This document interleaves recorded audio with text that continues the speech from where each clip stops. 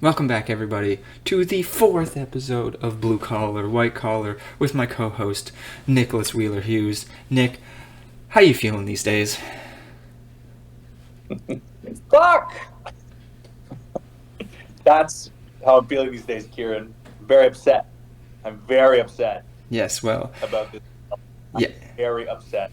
So, as we said previously, we're going to be talking about the results of the United States presidential election and what's to come, or what we believe is to come based off of who won and how badly they won.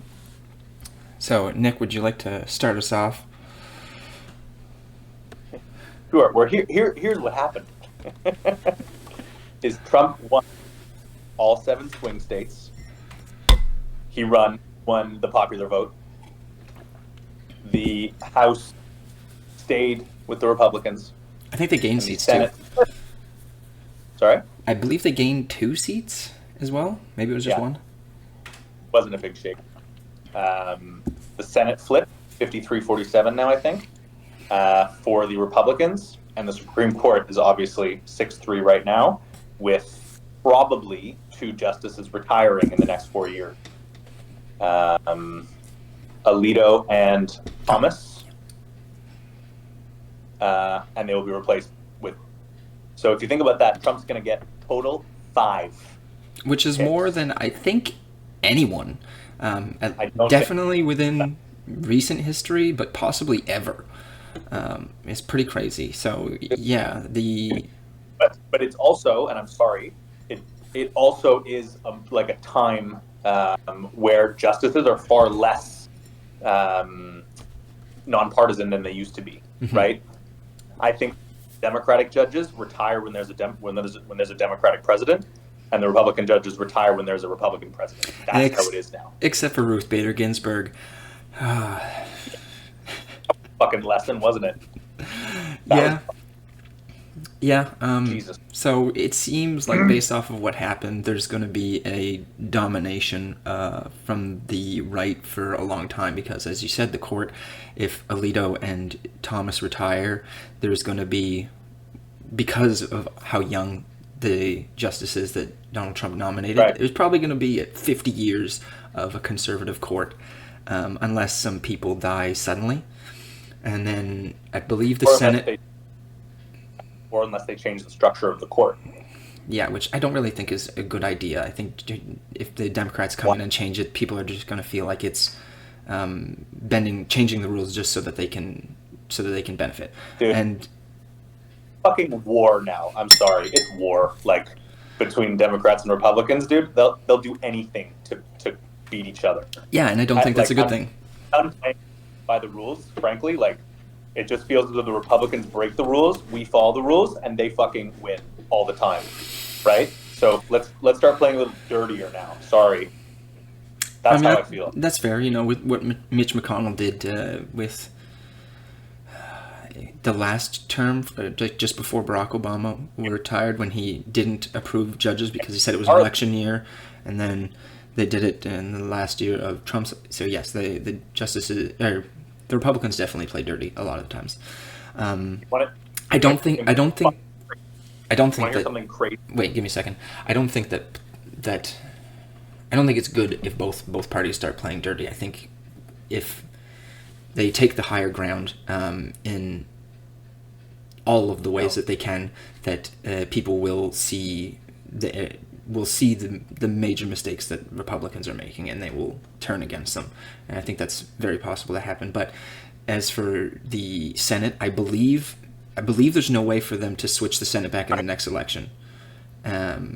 So yeah, there's going to be a conservative majority for a long time, unfortunately, for you and your people. I just want to go back to Merrick Garland really quick. Yes, that was Merrick Garland, Obama's pick to replace Ruth Bader Ginsburg. No, I think. I don't think so. No, because she died. She died under Trump. I'm actually. She died. That's right. She died early into Trump's.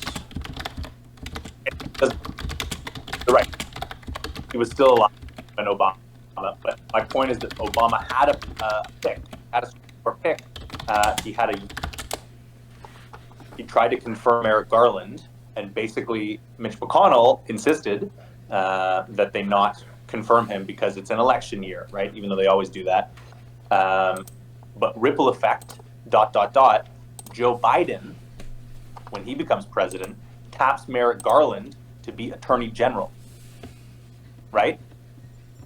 And he is therefore responsible for the 2 federal cases that were launched against Trump, i.e. the documents case and the January 6th case. And in both instances, he moved way too slow because he didn't know what the fuck he was doing, because that wasn't like supposed to be his job. He was supposed to be a Supreme Court justice. And this guy did not know what he was doing. Biden, I think, just felt bad about what had happened. Obama probably told him to do it. He was probably like, make Merrick Garland your top, law enforcement guy because we did the Senate. And then Merrick Garland fucks up. And I point to him as like one of the people who fucked up the most, because he could have gotten Trump in time, right? In those 4 years that he wasn't president. He could have gotten him, but he moved way too slow, trying to appear nonpartisan, right, unbiased, because the Republicans were calling him, a political, a political attack. But they were always going to say that. They were always going to say that, no matter what, right? So it's okay. Yes, they're going to say that. Now, do what you need to do, which is prosecute this man. And instead, no, wait, and then boom. He wins, and Jack Smith has now canceled everything. He's going to get away with everything. Yeah, so I looked it up. It was Anthony Scalia, who was a conservative himself, so that would have shifted the court, although it would still be 5-4 right now. Did Scalia die, or did he retire? I believe he passed away. Okay. Yeah. So I believe the structure of what we're going to do today is we're going to discuss why Donald Trump won, why Kamala Harris lost, and then the last portion of it, we're going to discuss what we think is to come from the Trump presidency, and then also from what we expect out of the Democratic Party and left politics in general, because I think we definitely have some things that we're probably going to agree on and disagree on in that. And I think that's probably where the most interesting conversation will take place. The beginning and the end, I think, will be probably the most interesting in my opinion. Yeah, but the skip, which is what 4 years of Trump are going to look like. Yeah, just ain't good. I'll tell you that much. Ain't going to be good. In your opinion, and probably mine, because I'm not a fan of his picks so far. But let's not get into that yet. So, Nick. Oh, are you surprised? Okay, anyway. Nick, you want to give me a few reasons why you think that he won? Trump promised change. The end. That's it? The end. That's it. So you're saying... Hold on, sorry. I am a nose fan. Okay, good. The Democrats failed to realize how pissed people were about the economy, right? I think that Biden went around talking about Bidenomics and all the shit, and it's actually true that on paper, the economy did very well compared to other countries post-pandemic, right? And that's really what Joe Biden did, was he rebuilt the American economy in the wake of the pandemic, right? That was the job. But it doesn't mean that the pandemic didn't have major effects on the economy, which was inflation. And people's wages didn't catch up. I think that economists, and I'm not one of them, can say, like, things are actually on track. Your salaries will eventually go up. But right now, people are just like, I can't afford my life. It's really hard. My life is really hard. And the mistake that Democrats made was not understanding, and it was the same mistake we made in 2016, not understanding that people are hurting and not promising enough change. Now, Kamala Harris's hands were tied. She could not promise dramatic change from Joe Biden. It would undermine the administration that she was a part of, and therefore her entire argument. So it makes sense that she couldn't say that. But like, Joe Biden was never going to win. He would have got slaughtered way worse than Kamala did. She did the best that she could, I think, is the point that I'm trying to make, is that she did the best she could with what was, a pretty tough hand to play. So I think a lot of people are going to blame Kamala. I can't really point to anything major that she did wrong.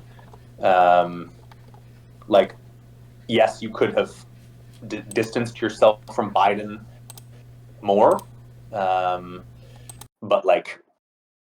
it would have been possible for her to distance herself enough from him. Meanwhile, there's this kind of feeling in the country that, we've just been screwed over by politicians, and, Trump, for everything that he says, does not sound like a traditional politician. So kind of to answer your question about why did Trump win, Trump represents this idea of being outside the system, even though he actually is not at all, right? But that's been his whole, make America great again. That's been his whole thing, is I'm the outsider, drain the swamp, all that, even though he only brings us way deeper into the swamp. But that's his thing, change candidate, right? And it worked. So, two things near the end there, and then one near the beginning. He brings his own swamp. I wouldn't necessarily say he brings deeper into the swamp. It might be deeper, but he brings his own swamp. And also, I forgot what the other one was. And in the beginning, she definitely needed to distance herself more from Joe Biden, in my opinion. But to go on to why I think that Donald Trump won. So there's a few things. The anti-war message, which whether or not he follows through on it is completely up in the air. We have no idea because he's picked a fair amount of neocons to be in his establishment. Sorry, what war? Well, specifically Ukraine, because I don't think he's going to do anything to get out of the war that's going on in Gaza. Like with Miriam Adelson supporting him, I think that's her name, and how much emphasis Republicans put on supporting Israel, the likelihood of them getting out or resolving that war is virtually zero. Then, who was thrilled? What? Yeah, Netanyahu. Oh yeah, for sure. Oh my God, he's so happy that Trump won. Yeah, he is thrilled. The second one is I think that he did a better job. All right, Netanyahu, by the way, arrest warrants were just issued by the International Criminal Court for Netanyahu, his defense minister, Yoav Gallant, and also, I think, probably just to make it seem like we're going for both sides, they issued an arrest warrant for some Hamas leader who they don't even know whether he's alive or not. It was just we'll just throw it out there just to seem. Anyway, so that's crazy, right? It's yeah, and about time. Yes. Another aspect to why I think that he won is I think he did a better job with his media presence. She didn't do very many interviews that I thought were impactful, and even she did better in the confrontational interviews than she did on the friendly interviews. Whenever they'd ask her questions that were almost softbally, like "Let's get to know you more," she really didn't know what to do, and she kind of froze up and said weird things. Talked about being from a middle class 800 times, whereas exactly. Trump did he did podcasts, he did Joe Rogan, he did Theo Vaughn, he did Aiden Ross, who I have no idea what that is, some kid, I don't know, but apparently it's huge. Whereas she had a chance to do things, she did Call Her Daddy, but that didn't get very good numbers, whereas she had the chance to do Joe Rogan, and whether or not he would have been fair to her, he said he would have been fair to her, and he just wanted to get to know her. I think that would have been good for her to do, because if he was adversarial, I think she would have done a fine job, because that's where she did her best interviews. And I would have actually really liked to see that. If she, even as someone who is happier that Trump won than if she would have won, I would have liked to have seen who she really was, because I think that's one of the things she failed to do, is show people who she is, what she stands for. Another thing that you admit that her failing to kind of communicate who she was not the main reason. You agree the main reason that she could not promise change? Do you agree with that? Yeah, that's part of my why she lost, not why. This is my why he won.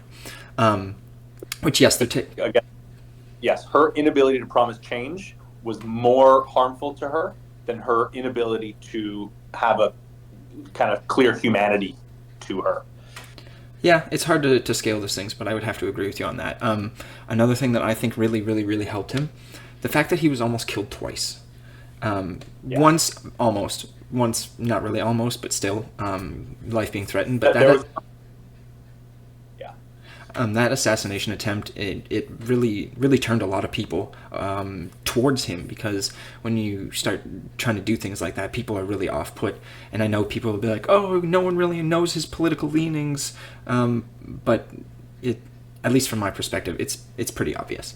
And then the last thing that I think... Image of him after the gunshot, where he's being rushed into the car and he puts his fist in the air. Yeah, screaming, fight, fight, fight. Yes, that was a legendary moment. He memed the shit out of his campaign. Like him in the garbage truck, him at the McDonald's.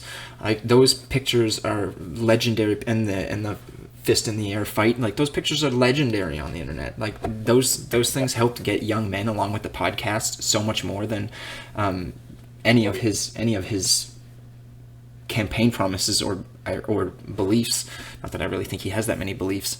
And another thing that I think that they did really well was they tied Kamala to certain ideas that she didn't even mention during her campaign. Like they tied her to a lot of woke stuff, but she didn't really address that in any capacity. She ran a fairly centrist campaign where she talked about economics and other things, and she didn't touch transgenderism, even though he ran ads about transgenderism with her because of things that she said in the past, things that she said in her 2019-2020 campaign. I guess it's really 2019 since she dropped out in December. Things that she never distanced herself from, but she stayed away from during her campaign, which I think was smart on her part, but also smart on their part to tie those positions to her. Yeah, the one ad that was proven to be best for Trump was one where they are pointing to that 2019 answer that she had about gender-affirming surgery for prisoners, I believe. And they used that in an ad that ended with, Trump is for you, Kamala is for they, them.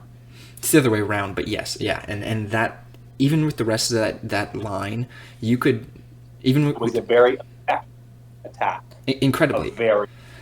And one of the things that I like about it is there's almost a double entendre there, in that you can ignore all the transgender stuff and still use that line, because you could say that Kamala is for them, the billionaires, the rich folk, and you could agree or disagree with that, but people that vote for Trump would agree with that she's for the elite, Trump is for you.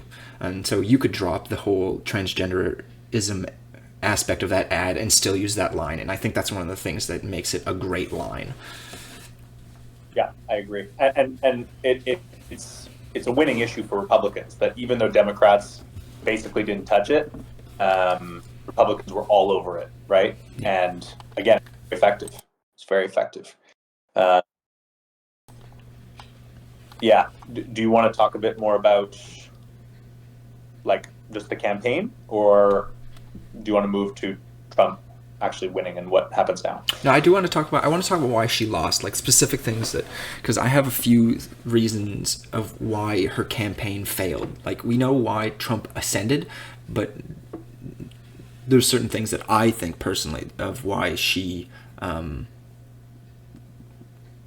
failed to inspire a lot of people to come to come to the polls. Because if you look at the numbers, it wasn't just that Trump won. It wasn't just that he won the popular vote. She also failed to turn out a lot of people.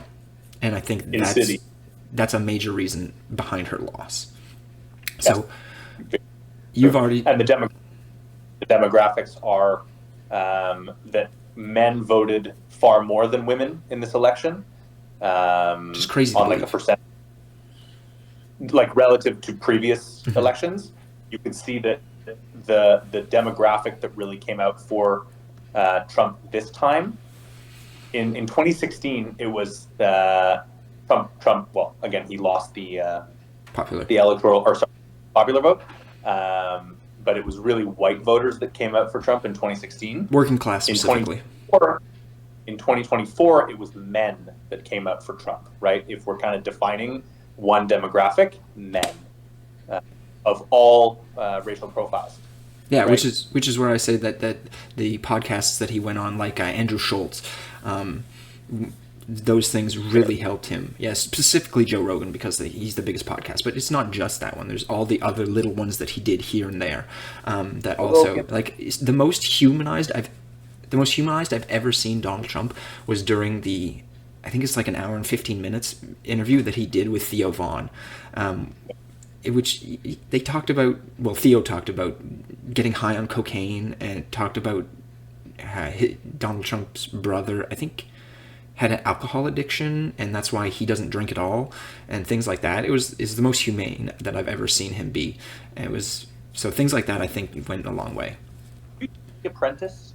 Did I see The Apprentice? No, I've never watched The Apprentice. Sorry, the movie about Trump, The Apprentice. Oh no, I didn't watch it. No. Sebastian Stan. Yeah, I heard about it. Blatant attack on Trump. Blatant attack. If it comes out of Hollywood, that's not surprising. I enjoyed it. I think I learned a lot about Trump's life. You know, I as a Trump hater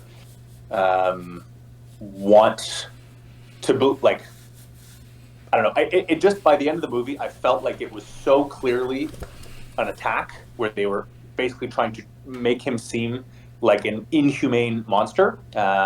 And let's be clear, there are a lot of things about Trump that are inhumane. His sexual assault being the key one. But it was extreme in the sense that I walked away feeling like it was an attack and not an honest attempt to tell a story. Which I know. So I think it was an effective attack on Trump that I don't think did a thing. And I know it wouldn't turn you towards him, but say you 99% hate him. Seeing that and how blatant it was probably turned you down to a 98, and that effect probably would happen to a lot of people as well, if it was that blatant. I haven't seen it, so I can't comment on it. And get an opinion, because it's interesting, and it did make me terrified of Trump, who, again, has done terrible things. And he's not the only one. Not to get into that. As we know, all politicians are evil and corrupt. So yeah. No, but I'm talking Pardon? Sexual assault. Yeah, well, Joe Biden has been accused of women. There's decent evidence that Bill Clinton has committed rape. No, don't start equating Biden to Trump. No, there's women who've come out and said the same thing, and again with Bill Clinton as well. There's evidence that there's people who've come out and said that Bill Clinton sexually assaulted and or raped them.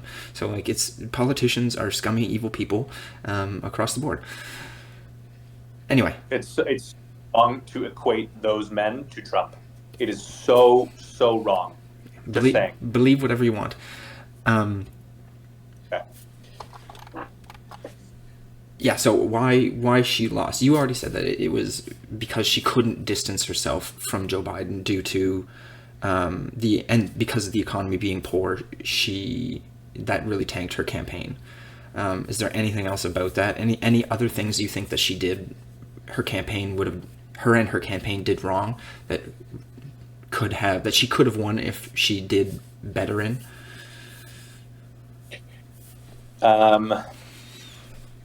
Yeah, I think Kamala's like best strategy is to go like basically to emphasize all the things that she would do differently from Biden, right? I think that like immigration, for example, she should have been honest about the fact that they like fucked up immigration, right? She should have been honest about that and basically said, I was the border czar, as Trump labeled her, in the first 2 years. Well, he didn't label her. She was labeled that by her own administration. They didn't use that term, but yes, she was responsible for the Mexican border. anyway, and it didn't go so well, right? So I think that you can be honest about that and say, I've learned a lot from mistakes that the administration and I within the administration made. But I am ready to learn from those mistakes and come in as president and be very effective on these issues that I now understand very well. Like, I don't know how effective that is. Obviously, you have to nuance it. You can't just be like, yeah, we completely suck. But you can say, look, we did some good things here, and ultimately what we need to do is target the root causes of why so many people want to immigrate from South America up to the United States. So that's kind of a whole thing with gangs and cartels and all that. But the truth of the matter is you do need to control your own border, and they were not effective at doing that, and she should admit that, because everyone knows it's true, and to deny or ignore it is only going to hurt you. So just like meet people where they're at, right? It's like don't lie to people. Validate the fact that they're feeling mad about these things. Like, I get it. The inflation really hurt your ability as a middle class person to pay your rent and buy your groceries. I get that, right? And look, every country is suffering from high inflation. Like, that's just a fact. It's not unique to the United States. The pandemic drove costs up everywhere, period. But relative to those other countries, we're actually doing pretty well.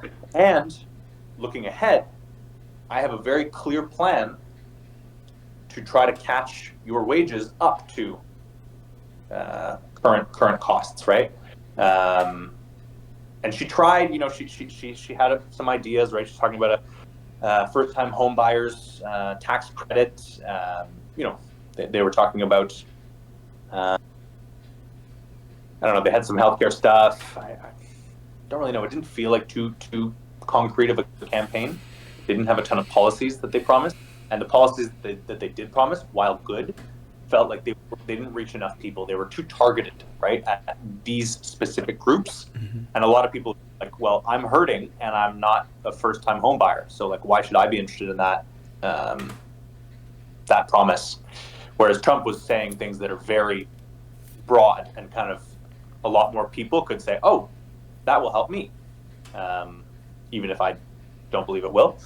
And also because I believe that, a lot of his promises on things like deregulating the auto industry, like, is very bad. So there you go. That's kind of the only way that I think Kamala might have had a chance, but it was kind of doomed from the start. And maybe just to touch on this super briefly, like, Biden, and hindsight is 2020. I wasn't saying this before because I really did think Kamala was going to win. But now that she lost, I look back to kind of the whole series of events that led to the loss, and I just think that Biden should have known he never had a chance. He should not have run in the first place. They should have had a proper primary in which whoever became the candidate, Kamala or someone else, was like better prepared. Mm-hmm. Because a primary tests you and it prepares you for a general, and Kamala didn't do that, right? She just went straight to the general, and she did some things well. The debate was extraordinary, mm-hmm. right? She was incredible in that one debate that she had. That was the highlight. I remember finishing that debate and going, "We win at the end." But that was the case. So yeah, I don't know. I think that a primary would have been good, and also the Democratic Party more broadly. And Bernie Sanders put out a tweet after they lost that basically said the Democratic Party has lost touch with the working class of this country. We have abandoned them, and we should now not feel surprised that they have abandoned us. Mm-hmm. And I think that's so accurate. I so agree with that. The Democratic Party is the elite party. That's why they lost. Welcome to where I'm at this point, because I was a decent fan of Bernie Sanders in 2016. I think he would have won that election hands down. So yeah, you touched on a few things that I want to bring up. So when you were talking about the border issue, one of the problems that I had with the way that she addressed the border issue is she kind of just fully adopted the Republican framing, whereas she should have acknowledged, yes, the border is an issue. We need to close the southern border, but what is going to be extremely important is providing more funding to things like asylum adjudication, and also a pathway to citizenship for the people that have been in the country for a long time. Like, if you've been there so long that your child is an adult and a citizen, like, is it really fair to send you home? And this is again someone who is happier that Donald Trump won than not. And I think that, if you've been in the country for 20 years, it's fair enough to try and work you into the system. Maybe you don't get citizenship. Maybe you get permanent resident status, something along those lines. And then, part of the problem of her campaign was, I feel like she dropped this. You addressed this as well. A lot of her populist talking points, and just went to the center in, like, look, we have Liz Cheney, which no one likes Liz Cheney. I don't get why she thought people like Liz Cheney. Terrible idea. So true. Whereas, like, she had a campaign ad that they never ran, and when it was tested, 100% of people liked it, and it was entirely exactly what you talked about. We understand times are tough, people are hurting, here's what we're going to do, and we're all going to get through this together. That's obviously a quick summation of what it said. And it was like, I was listening to that and I thought, that's awesome. I like what you're saying. I would vote for the person in this ad. And they never ran it because her donors convinced her campaign not to. It was the dumbest thing ever.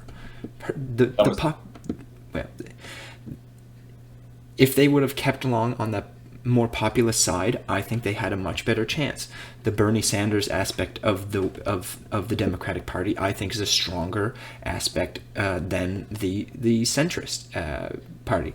One of the things that people talk about a lot is how the left is the people who brought identity politics into the Democratic Party, when if you look at it really, Bernie Sanders was not the one who brought identity politics into the Democratic Party in 2016. It was Hillary Clinton and her campaign. And he hasn't not always, after 2016 and 2020, he sort of steered into it a little bit, and many of the progressives steered into it a little bit after that, but it was the center of the party that brought those aspects in, and those are the least likable aspects of the party. Bernie Sanders still has a high favorability rating amongst the people that voted for Donald Trump. People that like Bernie Sanders, Latinos, black men, like, those are the people who shifted most to Donald Trump this election.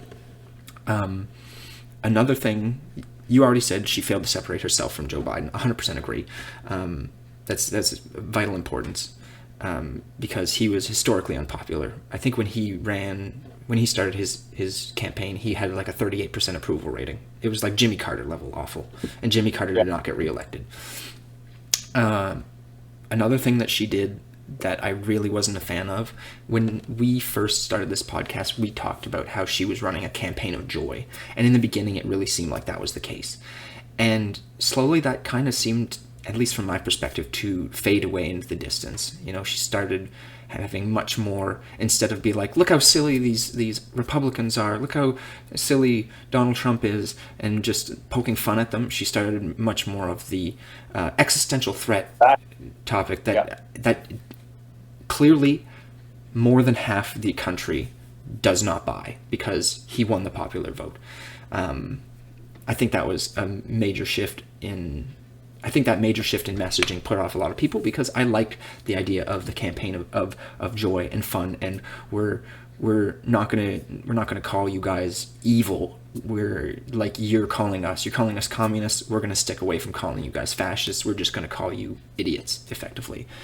It was so effective. And then they pivoted back to the Biden line, right? Which was he's an existential threat to the country. And it's like, that was exactly what was not working. Mm-hmm. Why did you go back to it? Because, his general, his former general said that, and it's like, great, but like that clearly wasn't helping Biden. Why do you think it was going to help you? Well, I don't buy it when people like that say that, because you can effectively redeem yourself in the eyes of millions and millions and millions of Americans if you just go on national television and trash Donald Trump. Like the fact that Democrats were saying, look, we have not only Liz Cheney but Dick Cheney on our side, and they reformed Dick Cheney into being someone to commend, despite him being, in my opinion, a war criminal. They had George W. Bush. They reformed him because he was talking shit about Donald Trump. So I don't buy a lot of the negative talk about him being Hitler-esque coming from these people, because in my opinion, it's just a way for them to rebuild their image after being utterly terrible people who should be shunned by polite society. And the last aspect of why she lost, in my opinion, you touched on as well. Although I disagree completely with you, hindsight is not 20/20. Many of us saw from the beginning there should have been a democratic process to choose his successor, Joe Biden's successor. If there had been, from the start, you had Dean Phillips, I believe was his name. You had RFK back when he was a Democrat. You had, what was that kind of kooky but fun lady who ran in 2016? What was her name? Amy Klobuchar. No. What was her name? She was kind of more of a Elizabeth Warren? woo crystals lady. No. This was more on the fringe side. Oh fuck! What was her name? I need to look her up. But yeah, the main in what would have been a 2024 primary. Yeah, they needed someone to come in and say, we need to change this up because this is not working. And one of the problems Kamala had was she didn't have a way to distinguish herself from Joe Biden. And if you ran a primary, you would have had people who are going, look, we respect Joe Biden for what he did, but here's what we're going to do, and here's how we're going to run the country, and that wouldn't have been a problem.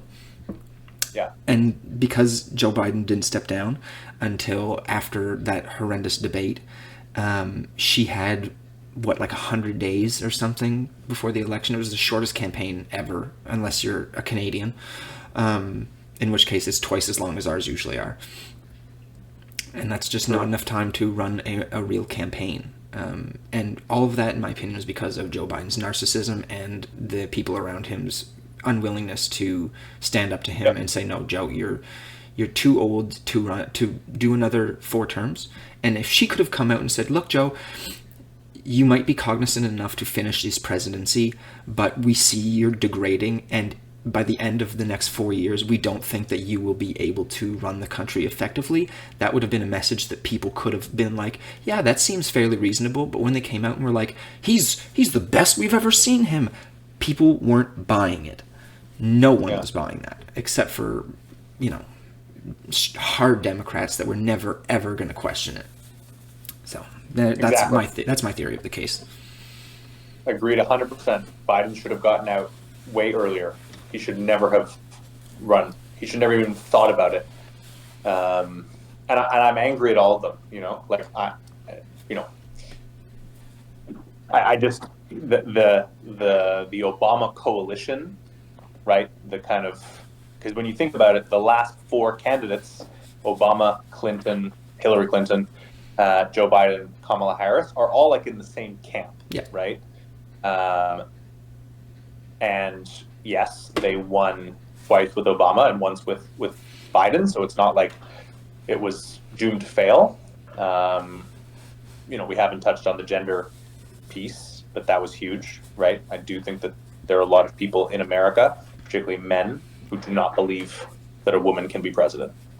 There's actually a lot of women who also believe that women shouldn't be in charge, or who prefer to see masculine traits in leadership roles. So it's not just men, but I really don't think that's why she. I really don't think that's why she lost. I think it's the biggest reason. I do think it's a factor. And like, it's not a pure coincidence that the last two women to run have lost and the last two men to have won, right? Like it's, there are other factors involved, of course, but gender does play a role here. Let's not kid ourselves. Yeah, but like I don't buy it, because honestly, if you'd asked me in 2020 if Elizabeth Warren would have been the one who was running against Donald Trump, I think she would have won that election. If Amy Klobuchar, I think she would have had a chance to win that election as well. Even Tulsi Gabbard, who now is on the side of Donald Trump, I think she would have been able to win that election as well, because she, like Andrew Yang, who was my candidate of choice in that election, she appealed to many people who were center-right in ways that certain people did not, more corporatist parts of the party. So I don't think gender would have sex. I prefer the term sex. I don't think it had enough to do with it to have costed them in 2020 if they ran a woman. I think that was an election that Trump had already lost long before the votes were cast. It plays a factor. It plays a factor. I don't know that you can deny that when you yourself just said that there are a lot of men and some women in America who don't believe a woman can be president, right? When that's true, it's gonna have an impact. Sure, but most of those women are probably already Republicans, and many of those men are on both sides of the aisle. So it's I don't think it really has that much to play. There's an incredible amount of other variabilities on why people would vote. Like if you're a Democrat and you have ideas. Okay, well, I'll get off of it. I'm sure you also think the race is a factor, but we don't need to touch on that. We're going to disagree about it, and we're not going to get anywhere because there's no real way of proving a counterfactual. Which is why I'm suggesting we move on. Agreed. We can agree on something. And okay, the last thing I'm going to say, the reason why. No, this is back to before we were talking about this stuff. Basically, every incumbent party has lost in 2024, and I think that's going to follow the trend into 2025 in Canada. So that's another reason why the Democrats lost this election. It's just a worldwide thing. Like I'm pretty sure the Indian prime minister, or is it president? I don't know. I think he was widely popular, and his party still lost, I believe. So. Modi still won. He won again. Did he? Okay. Never mind. Won again. But by less than he usually wins. Okay. So it's like it did take a chunk out of his popularity, but not enough to cost him the election. Okay, so do you want to step into what we think these next 4 years are gonna bring? Because I know you're not happy about it, so I want to hear. Lay it on me. I want to absorb your anger and your hatred. Let the hate flow through you. So bad. I sometimes ask myself, how bad is it? Like, how much of this is really terrible, and how much of this is the media profiting from keeping our eyes glued to screens, telling us what it is? I like you asking that question. I've been asking that question for a while. That's not new. I didn't say it was new. I just said I like that you're asking it. Yeah. But no, I do think it's bad, right? Like, for me, I kind of see it on three different axes. Okay. The big being surprise. I'm bringing it up first. The U.S. under Biden was a global climate leader. The IRA, the Inflation Reduction Act, which was actually the Investment in Clean Energy Act, revolutionized a big chunk of America's economy, and they were making very meaningful progress. The 4 years under Biden is like, I think Greta Thunberg might approve of those 4 years. Obviously a lot more to do, but I think you can look at Biden and say things were really progressing. What is going to happen now? One, Trump is going to unleash oil and gas in the United States. like never before. Drill, baby, drill, according to him. Drill, baby, drill, right?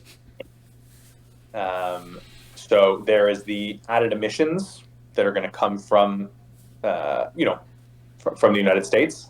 There's going to be biodiversity loss. They're going to destroy, like Elon Musk, I don't know if you know, is now like launching his spaceships in like places where he absolutely should not be launching his spaceships. Like he's fucking destroying ecosystems. And he's thrilled about it, right? Because Trump's going to let him do whatever he wants.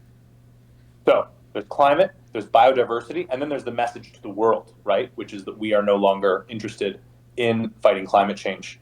And other countries, like, they are going to be far less inclined to take measures of their own. Like, I still believe Europe is going to move towards it, and Europe has been the best of anywhere by far. But the pressure that Obama put on the world in 2016 with the Paris Accords, and then Biden leading the way with things like the IRA, like that's climate leadership. I'm not saying that they were perfect climate leaders. There's all kinds of stuff that I would have wanted them to do as well. But under those presidents, America was, I would say, a climate leader in the world, much better than Canada. America under Trump will be a climate denier, right? Trump and many of his allies do not acknowledge that climate change is a thing. So that is deeply worrying for me. The head of the EPA, I forget who, but it's some oil and gas guy. Who cares who it is, right? Like, and just so yeah, kind of on those 3 points, just within the context of climate, I think it's really bad, and these are obviously very critical years for us, right? This is tipping point stuff, and it just feels as though we're going over it. That being said, the presidential does not decide everything. There's a lot of stuff that is happening that will continue to happen with Trump, but it needs to happen faster and with much more boldness, and it won't. So there's that. Democracy is the second one, right? I think that Trump coming into power, seeking to expand the powers of the presidency to give himself more power, putting in people in the top positions in government whose one and only qualification is loyalty to me, to Trump, right? These are not the most qualified people, not even close. They are the most loyal people. That is how Trump is deciding who to put, which means anything that he says, anything he tells them to do, they will do. He is actually eroding the foundation of what it is to be a democracy, right? Now it's just one man who decides everything. That is autocracy. And let's not forget, if Trump had lost, it would not have been a peaceful transition to Kamala, right? Like Trump's people would be out in the streets, burning shit. They would be in the courts. They'd be contesting everything. January 6th would look like nothing compared to what we would have seen in 2024 if Trump had lost. So now we're at a point in America where one party doesn't have democracy anymore, right? One party is literally an autocratic, like, fascist party. I know that people were criticizing the use of the term fascist in the context of a campaign, but they really are fascists. The Republican Party, they really are fascists. So I just think that the Constitution is now the only thing standing between Trump and complete power. I think the media is going to have a huge role to play, given that the Republicans control everything. Those are kind of checks and balances that exist on Trump, and those are going to be tested in the next 4 years. He's going to push everything that he can, see what the limit is. So I'm really scared about that. I don't know what happens next. Third thing is like the people in America, right? I'm thinking about the mass deportation that Trump has promised. I'm imagining ICE agents going into people's homes and like ripping people out of their houses, putting them into trucks and sending them south of the border. He's promised to do that. And I don't see any reason why he wouldn't, Because it'd be right? terrible for the economy. Like But if there's 20 million people that are in the United States that are, which is the number that they give, who are working, it bullshit, would be by the way. terrible. Well, we don't know. Complete. They have no idea. The number that Democrats give is like 12 million. So it's still double digits of millions. So it's still a giant portion of people, and that would be terrible for the economy if they just got rid of all of them all at once, which you can't do. Like it's tens of thousands of people a day. They're going to do it to everyone. I'm not saying they're going to successfully deport 12 million people, but they might successfully deport 500,000, right? Or a million. I don't know. I don't know what their capacity is. They'd have to massively expand ICE to actually do it, or use the military, which is another thing. Using the military to suppress, like, what, dissent against you? The enemy within, the enemy within. And then Trump was asked to name who the enemy within is. Nancy Pelosi. Oh, so it's just your political adversaries are the enemy within. Oh, great. Now you're using the military and the powers of state to suppress dissent. That is autocracy. That is dictatorship. That is fascism. Disagree with me. Oh, I plan to. So the Democrats have been doing that for years. The whole enemy within, they've been calling him a fascist for years. They're literally saying, like, this is a massive threat to our way of life, our democracy. We can't let this man ever be anywhere near power. He is a threat. That's the exact same thing. He's just using different language. As for the deportations, they've What? already Sorry, I didn't understand your argument at all there.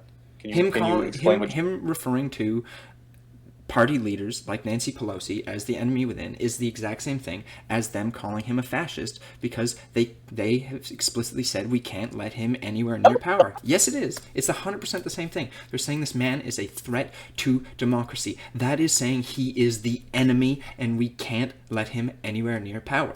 And then using the state against him, using the state against his political opponents, they've already done that with the justice system. A large portion of people... So, I know you're not going to agree because you're on the left, but clearly, over 50% of the people who voted agree in some capacity that most of the things that were brought against him legally were trumped up charges. Yeah, sure, some of them are 100% like things that should be investigated. Others of them are flim flam. So using government against your political opponents already been a thing that's been going on under Democrats. On the whole deportations thing, look, I'm not for mass deportation. Again, I explained earlier what I thought Kamala should have done, and I'm more in favor of something like that. But they've already stated that their plan is to start with people who are committing crimes. If you've been found to have committed a crime and you are a non-citizen, non-permanent resident, why are you still in the country? That's 100% a reasonable thing to do. And if there's that many, get rid of them. Like, there's no reason that you should have people, and I know people will say the immigrants on average commit less crimes, even illegal immigrants, but the citizens that are already here, you can't get rid of your own citizens, so you got to throw them in prison. But if they're not your citizens, they're not permanent residents, get rid of them. That shouldn't be your responsibility. Now, when they start going and doing things like breaking up families, that's a lot harder of a topic to address. I'm not for that, so I can't address that, but that's probably something they're never going to get to, because that's a massive undertaking. That's, again, thousands of people a day that they need to both find, process, and then remove from the country. It's an undertaking that would require most of the federal government, or, as you said, the army, which would be an illegal act that you're not allowed sending the military into cities to do those kinds of things. It's not a thing that is legal in the United States. As for on the climate, see about that. Well, we'll see. Yes, you're right. We will see. I hope that you're. I hope that you're wrong, and I hope that I'm right that that's not going to happen. I hope I'm wrong. As for the stuff on the climate, I'm not going to disagree that he's gonna be extremely pro oil, and that his EPA, the head of the EPA, is not going to be someone who's very good on the environment. But you do have to take into consideration that during the same time frame, the United States under Donald Trump reduced their carbon emissions by a greater percent than Canada did under Justin Trudeau, and if you look at countries like Germany, what are you talking about? Neither the United States or Canada reduced their emissions at all in that time. Let me take a look at this. I saved these to bring this up at this exact moment because you knew it was coming. Of course I did. So, fossil carbon dioxide emissions of the United States from 2016, it went down. In 2016, it went down 2%, and then it went down in 2017 1.3. It went up in 2018, same thing in Canada though, 3%, and then in 2019 it went down 2.9%. In 2020, that's not going to count. That was COVID. It went down 10%. In Canada, the same years, we went down in 2016 0.3%. 2017 1.9%. It went up. 2018, 1.98% it went up, and in 2019, minus 2.12%. So the United States went down 3 out of 4 years that Donald Trump was in office. So, whereas Canada only... The numbers do this, right? The numbers do this. But it was down, up, down. Canada went down, up, down. Like, they did better than Canada did over the same time frame. And we had an extremely, extremely pro-climate agenda prime minister here. So you have to take that into account. Now, most of that is because they did more fracking, and fracking is better for the environment than burning oil. Natural gas is just cleaner. But even if you were to implement an agenda that you're more favorable for, you end up doing what Germany's done, which is close nuclear plants, build wind farms and solar farms, and then end up relying on natural gas and oil and coal from countries that you don't want to be giving money to. So, yeah, I don't think he's going to be good for the environment, but there's no evidence that he's any worse than others that during the same time, during his presidency. He did better than Canada. I disagree with you. I just told you the number. He did better. His administration did better on climate, on CO2 than Canada did. You're taking like these kind of small, this very small set of statistics, without taking into consideration how to measure climate stats, and making all these assumptions that are just like that are completely inaccurate. I'm going off of CO2, which is the thing that people talk about the most. Right. But within 4 years, it doing a little bit of this and saying, oh, it went down 3 out of 4 years. It did. When those percentages are tiny, and you have to account for fluctuations, it's just like misreading stats. No, it's not fluctuations. If it went down statistically, 3 out of 4 years is statistically better than Canada did. Like, you can't deny that. It's a fact. Right. But when it's a tiny amount, and when climate action that you take often has ripple effects far into the future, it's like not the responsibility of any, like, all the stuff that the EPA is doing, that Biden invested in.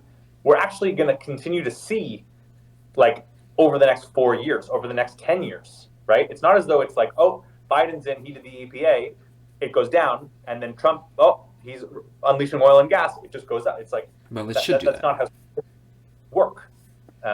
Like, things have ripple effects. There are tons of factors to consider.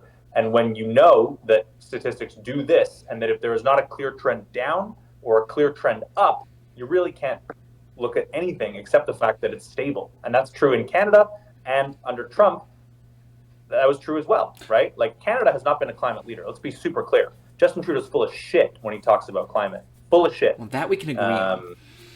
Okay. Let's move on to maybe the left, or do you want to talk about, like, any other points of Trump? I would like to talk about some of his picks because, listen, as I said, look, I'm not I'm not elated that he won. I'm not happy with either of these candidates, and I'm even much less happy after seeing the many, many people that he's chosen to be a part of his administration. Like, I know. You know it was the kind of people he was going to choose. Not You didn't know. necessarily. No, if he's talking about being anti-war and then decides to choose a bunch of neocons, that's not what he was talking about. And a lot of people are going to be disappointed by that. There's hard right wingers who are going to be pro-war, who are going to be happy with that. But there's Trump one measure, or maybe two. One measure, loyalty. Two, have I seen you on TV? That's it. It's literally it. I don't think it's that simple. I think you underestimate. He's a much smarter man than you're giving him credit for. I do think 100% that you're right that loyalty is important to him, very important, because especially in the first administration, people were backstabbing him constantly. Yeah, I know that was a terrible pick. I'm not going to defend Matt Gaetz as Attorney General. So much smarter than you think. Yes, no, you're not going to achieve the White House by being an idiot. I'm sorry to admit. Actually, no, not really. Yeah, Matt Gaetz is a terrible pick. I'm not going to try and defend that. But luckily, he stepped aside and said, "I'm not doing it." Probably because they brought out evidence that he was having sex with teenagers. Yeah, so I'm very disappointed in a lot of his foreign policy picks, whether it be his Secretary of State or Defense. I don't even know who that Peter... Is it Peter? What's his name? Hegseth, yes. Yeah, I don't even know who the hell he is. Just some... Yeah, someone who was on Fox News, yes, but he's also a decorated veteran and a highly educated person. But again, it's a very pro-Israel person. And look, I think Israel has every right to exist. I just think what they're doing is in Gaza is terrible. So I don't support the sending of arms. And when Bernie Sanders came out with that resolution to stop sending arms to Israel, I was 100% for that. Again, because Bernie Sanders, despite many of his economic ideas, is, I like the guy. I really do. Really, so far, the only pick, and I haven't seen in the past few days because I don't pay attention every day to what's going on in his picks. The only one that I really liked was Tulsi Gabbard and RFK. I don't agree with RFK on his stance on vaccines, but he, of anyone, has made the best argument as to why. It's not the vaccines, it's the adjuvants that are in them that are causing brain damage to children. I haven't seen actual evidence to support this, but if he has a hypothesis, it should be investigated. But I think he's going to more focus on the food, and he's 100% right on the food. Like, that's something you have to admit. Totally. The food in the United States is horrendous. If you compare it to what we eat here in Canada, like it's completely different. And I hope to see major changes in that aspect. And the regulatory administration with regards to drug approvals, like 25% of drugs that get approved by the FDA they have to recall because they're causing damages to people. So I think that needs to be reformed. And as I said, I also as a libertarian, I am a fan of the Department of Government Efficiency, partly because it's a meme with Doge, and of course because I think that the bureaucratic establishment in Washington is overinflated to a point that it's costing many, many, many millions of dollars and causing many, many problems. Yeah, sure, many regulations are important. I'm not going to deny that. You can't just be dumping chemical waste into waterways. But I think if they trim around the corners, that would be a very good thing to do. I can see how Elon Musk could manipulate certain regulations in order to benefit himself. That's one of the unfortunate things about governments and private intermingling. And then I like Tulsi Gabbard. I think she's a woman of character, and in my opinion, I would love to see her as the first female president of the United States. I just think she's awesome. I have hardly a negative thing to say about her, except for I liked her better when she was a Democrat. When she started going on Fox News, it turned me against her slightly. And that's all really I have to say about his administration. The rest of them basically are loyalists and shills and pro-war advocates that I want nothing to do with as a libertarian. Elon Musk. And Vivek Where, Ramaswamy, my pick for who should have been the Ramas, 2024. um, where to begin? Like, this is kind of another element. And by the way, I just, want to say for the record, I disagree with most of what you said, but not all of it. Some of the health stuff I agree with. Yeah, I think what we are seeing in Elon Musk is the emergence of America's first true oligarch. They already exist. The difference, and I know that they already exist, billionaires have a ton of power in the United States, they always have. But the difference between them and Elon Musk is that Elon Musk has a place in the government without having extracted himself from the companies that will benefit from. Like, even Trump resigned from the Trump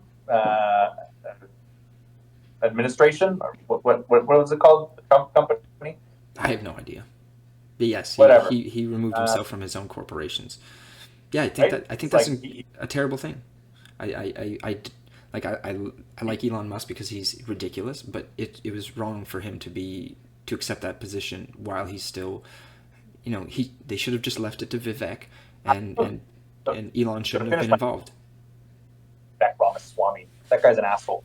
Yeah, sometimes you need an asshole to do a difficult job. Elon Musk, who is on his own vendettas, his own pursuit to save the world, quote unquote.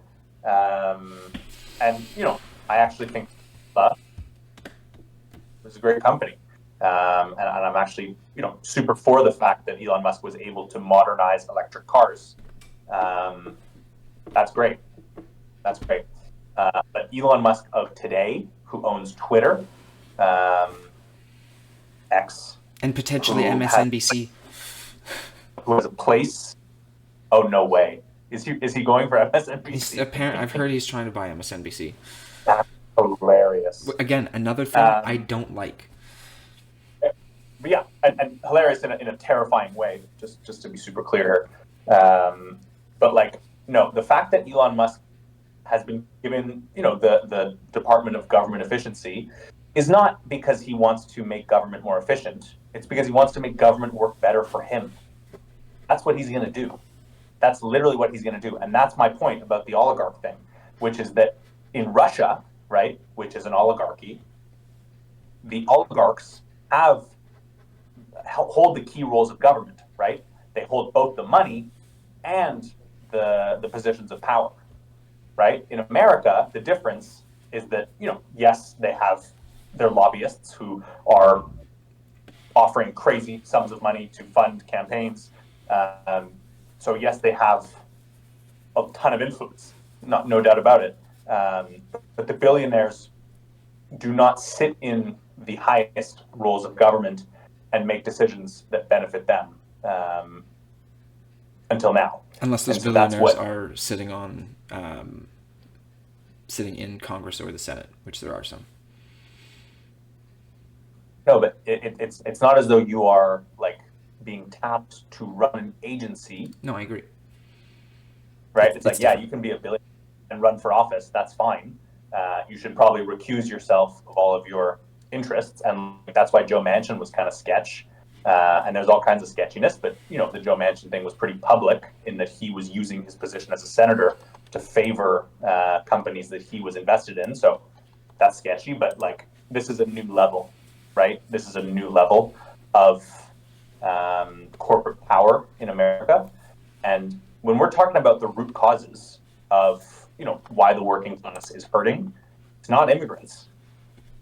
It's the fact that power in America has become so concentrated by so few people with the levers of power, and that is only going to become far more so under Trump.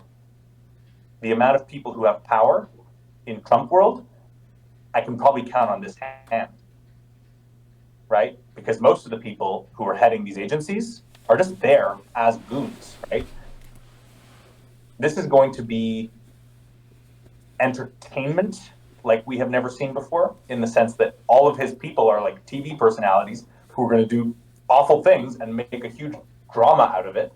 All the the TV and the media companies are going to love it, right? They're all going to do so well these next 4 years.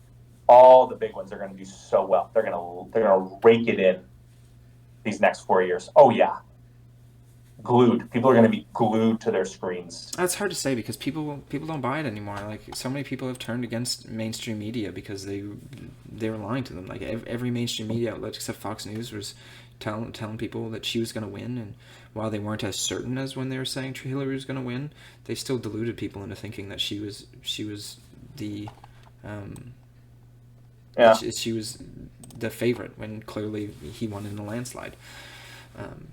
I think at this point, alternative media is far more important. Trump going on Seth Rogen, Joe Rogan, is part of the reason. Sorry, did I say Seth Rogen? Yeah, I don't think he'd be happy about that. Sorry, Seth Rogen, who's a big fan of ours, by the way. Big fan of White Collar, Blue Collar. You don't even know the name of the podcast, goddammit. Sorry, is Blue Collar first? Yeah, because I'm the one who created it, so Blue Collar comes first. And the working class brought the election home for Donald Trump.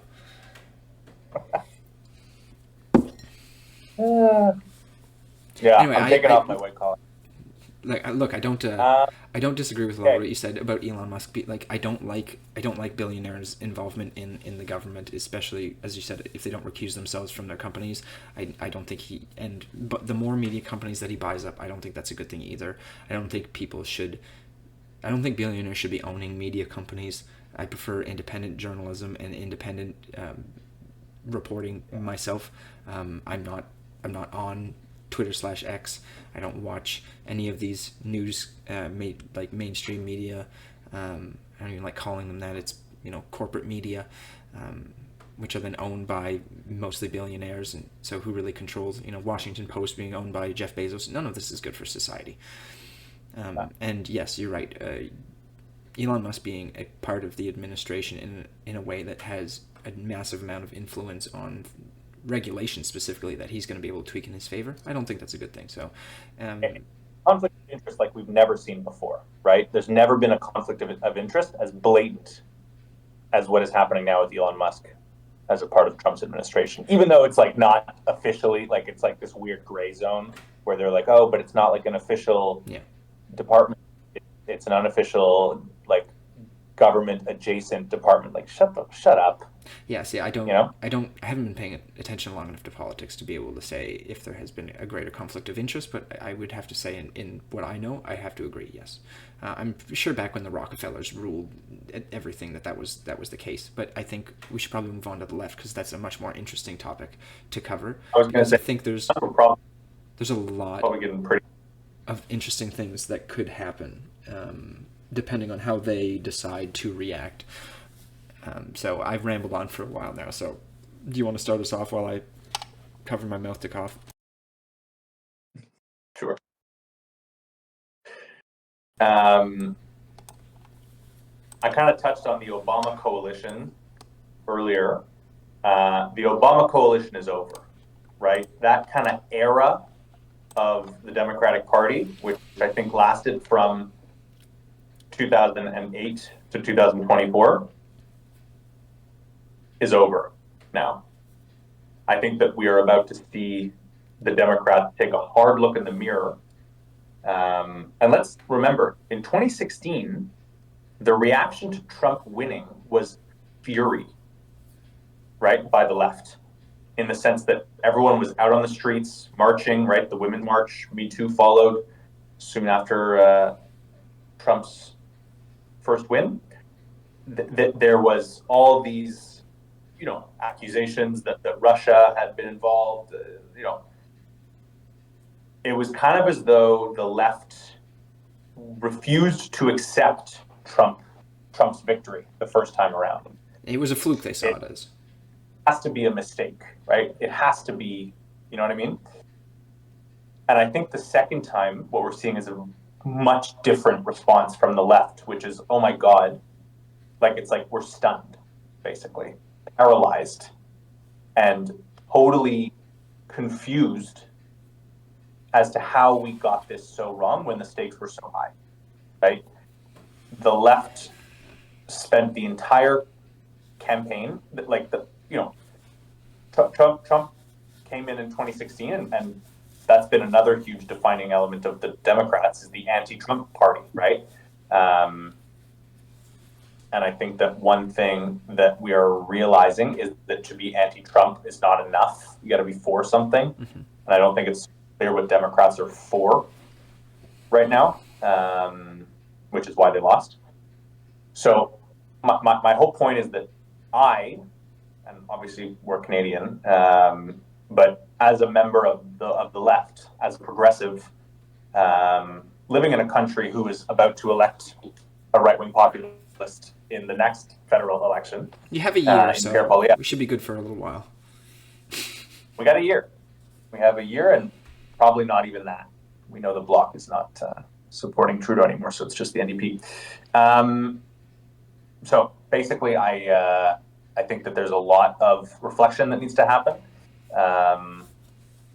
But it kind of goes back to my original point, which is, why I'm quoting Bernie Sanders. I think that he has it absolutely right, is that we need to become a party that is much more focused on the working class. The white collars got to become blue collars, Kieran. That's the answer.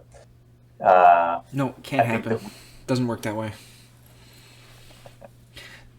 I know, but my point is that this party that is a white collar party needs to become a blue collar party, right? They need to be talking about working class people, empathizing with working class people in a way that they have failed to do so far.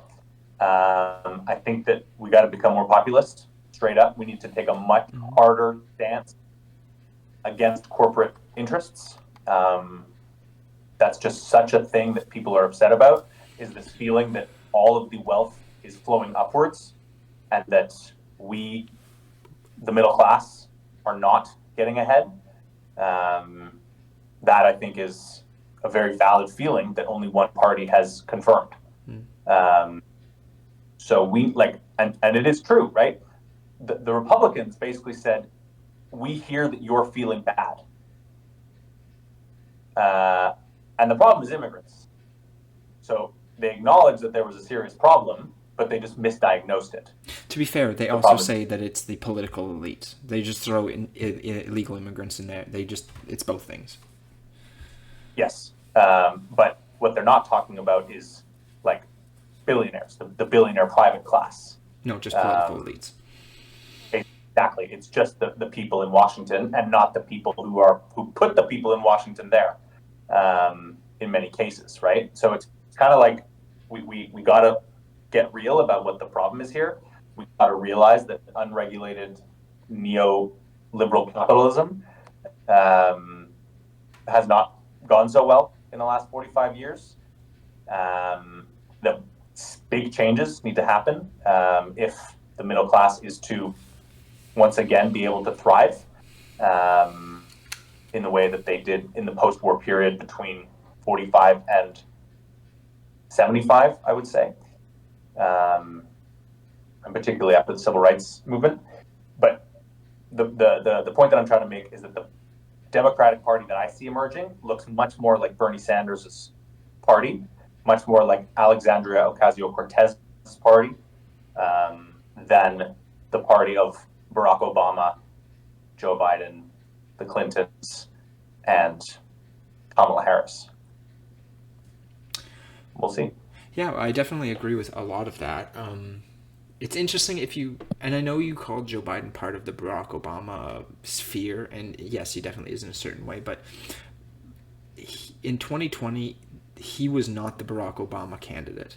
They wanted anyone else effectively except Bernie Sanders.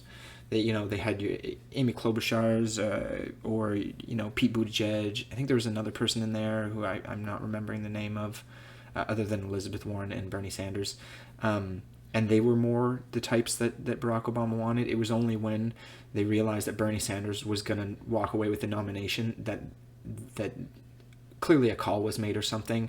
Everyone dropped out except Elizabeth Warren and Bernie Sanders, of course, and Joe Biden. So all those centrist people flocked to Joe Biden, and then Elizabeth Warren helped split the economically populist vote from Bernie Sanders. And so he was and he wasn't part of the Barack Obama coalition. If you really look at it, Barack Obama hasn't been good at electing anyone except Barack Obama, in my opinion. And a lot of people would agree with that, I think. By the way, Michael Bloomberg is the one you were forgetting. Yeah, I don't think that's what I was thinking of at the time, but yeah, he was definitely one of them as well. Yeah, he lasted pretty long. Yeah, but that's just because he had a lot of money. That's just because he was a billionaire. And yeah, I definitely agree that they need to head in a less corporatist, more populist way, even if I don't know if they'll be able to, because at this point they've lost a lot of people who were favorable to them in many ways. Have you ever heard of a concept called luxury beliefs?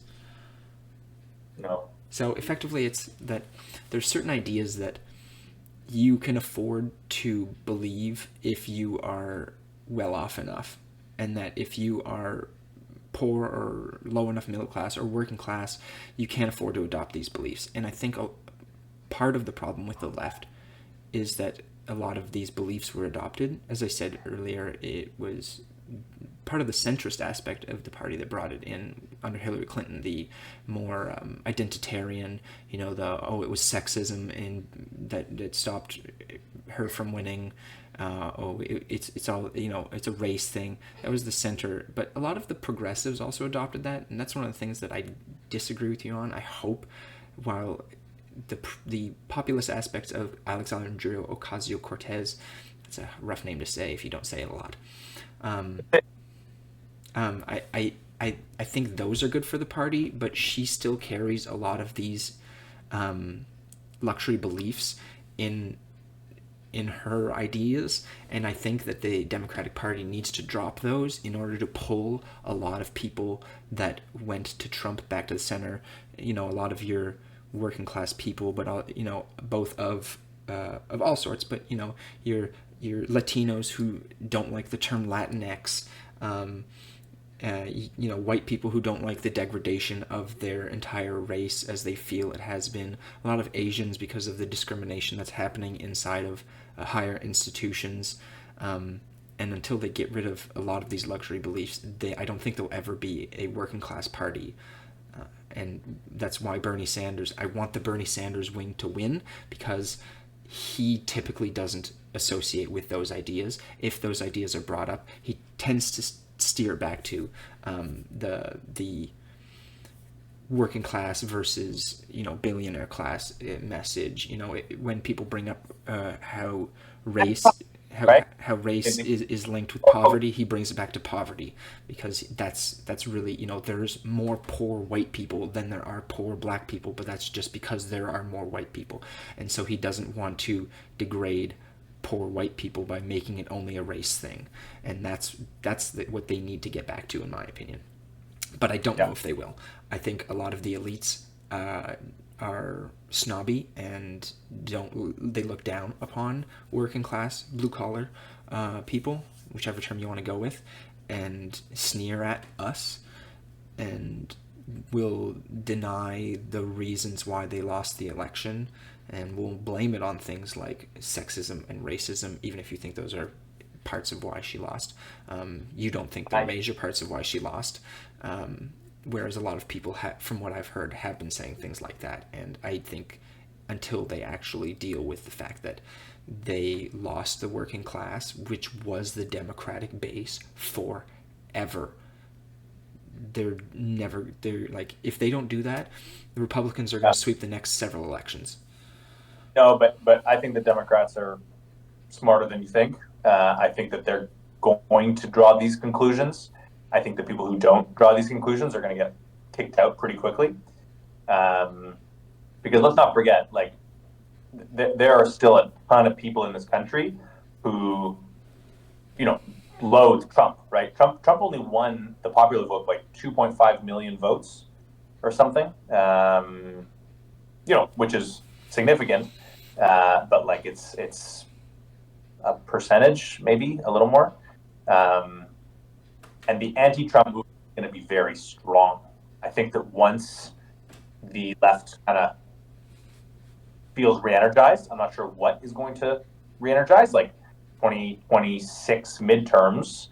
I think I see a very different type of candidate running in the House, in the Senate, more populist, more working class. And I think that's going to do very well for them. And then I think that the presidential candidates in 2028 are going to look at that and go, that's what is effective, and pivot from where we are now. And I agree with you that, like, we have overemphasized the kind of woke aspect of the party. And I don't think that, like, it should go away, because the concept of, fighting for the idea that people should be equal is a good thing, right? Equal people under of the any law. background. You can't equalize but everything. Still need to strive to remove things like homophobia and sexism and racism from our institutions. Like, these things are real, and we need to acknowledge that they are real and try to strive towards a more equitable society, right? That still needs to be that still needs to be true. But I think that wading into identity politics and making it too big a part of your message is a losing strategy, and that you do need to be a party that is focused mainly on bread and butter, kind of like economic issues, and just be connected to people again, right? Like, that's ultimately what it is who is more connected to the kind of middle class of the country. That's who's going to win elections. And I think that the Democrats just learned a really hard lesson. I did too, right? Like, I am mad at myself for not having understood it, for trusting mainstream media when they told me it's so close. It's just about this tiny sliver of voters in the center. And that's why Kamala Harris is getting Liz Cheney, because she's trying to make it seem like, you know what I mean? Like, and it turns out that was all bullshit, right? Like, polls lied to us, media lied to us. Like, I feel so hoodwinked by the media that I was consuming. Like, I'm not at the New York Times, I consume a lot of New York Times, and I just kind of feel as though I was led to believe one thing and just totally shocked when the other thing happened. The New York Times obviously is for Kamala, and so they kind of offer content that is favoring her and not favoring him, and I like that kind of content, obviously, so I consume it.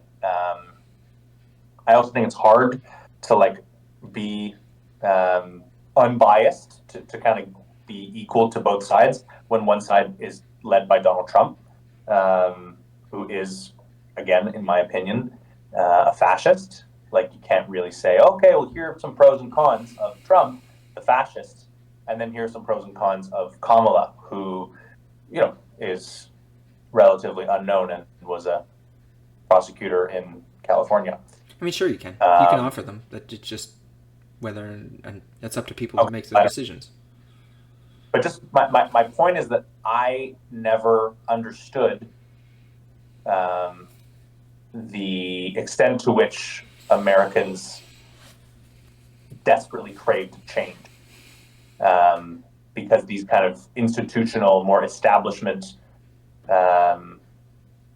media outlets that I consume are leading me to believe those kinds of things. So, I have a note in my phone that's called "Lessons from the Trump Victory."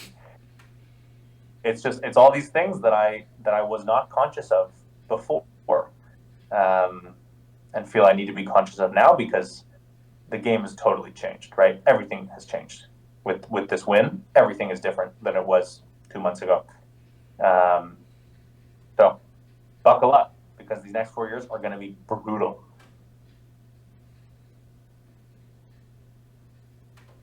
Yeah.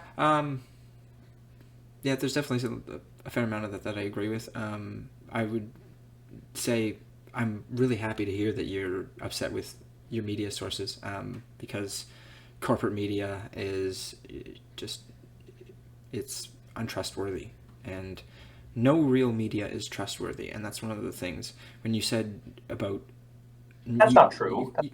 the thing. No, no, you can, like, you shouldn't trust. You should read and verify. That's the thing. If you don't verify, then you're gonna be led astray.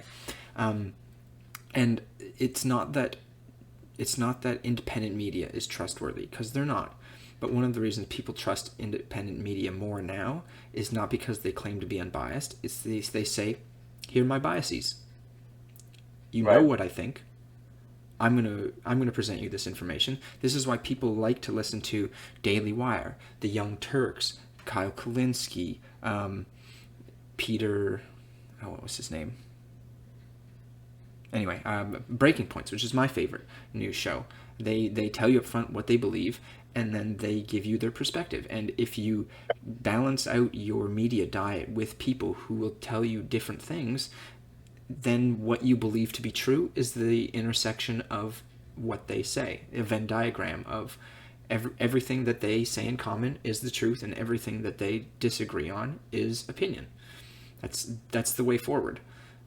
And these giant institutions that cost way too much money and pay their TV stars way too much money, that's a dying breed, and that I can't wait to see go away, especially considering my father consumes it, and I think he gets terrible advice from it. Not advice, I don't know what you call it.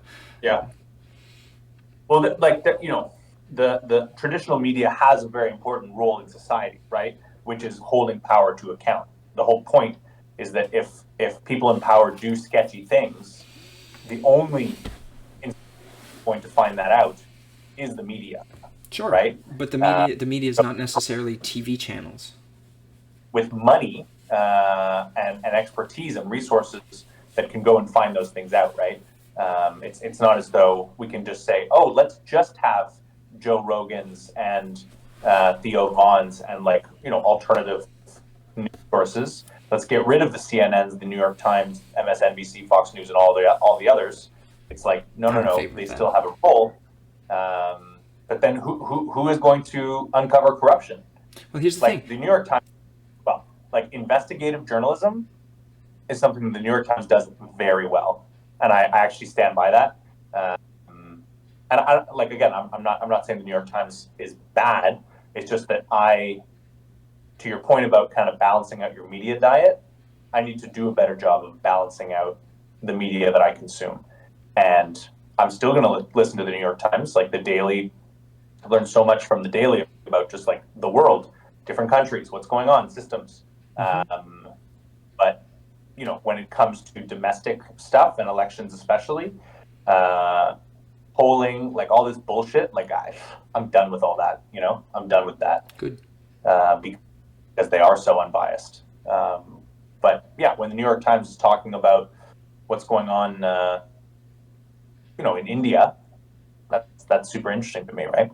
Yeah, and that's the aspect of it that is a good thing. Whereas, I don't necessarily. I disagree with you that many of these institutions. I don't think CNN necessarily needs to survive. I think a lot of the things that they do can be done by other people. You talk about investigative journalism. You have things like Dropsite News, who do wonderful investigative journalism. You have other people under the Substack brand. I guess that's not a brand, but it's a collectivization of journalists and other people who do opinion stuff.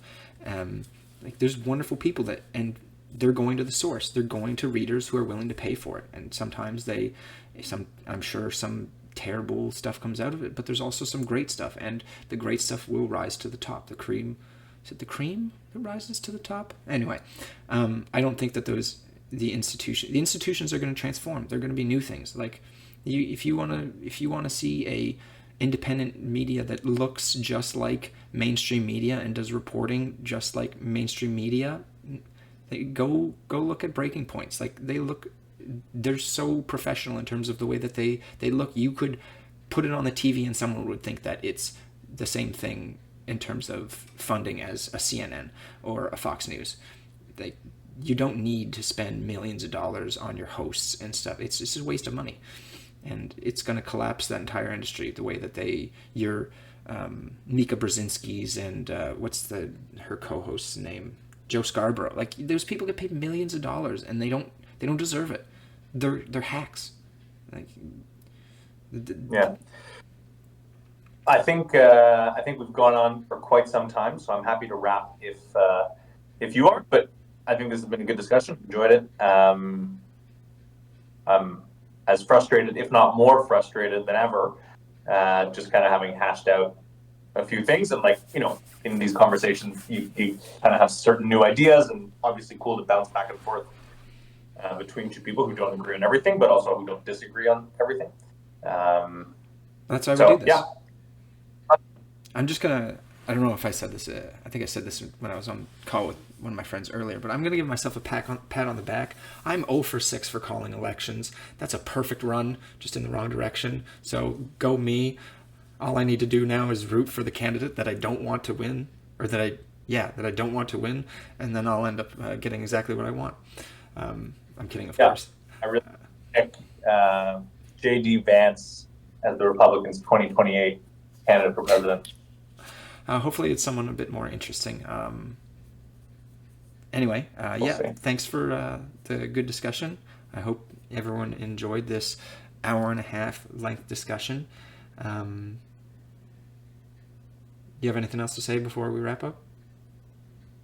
That's it, everybody. Thanks for stopping by. You stole my line, you son of a...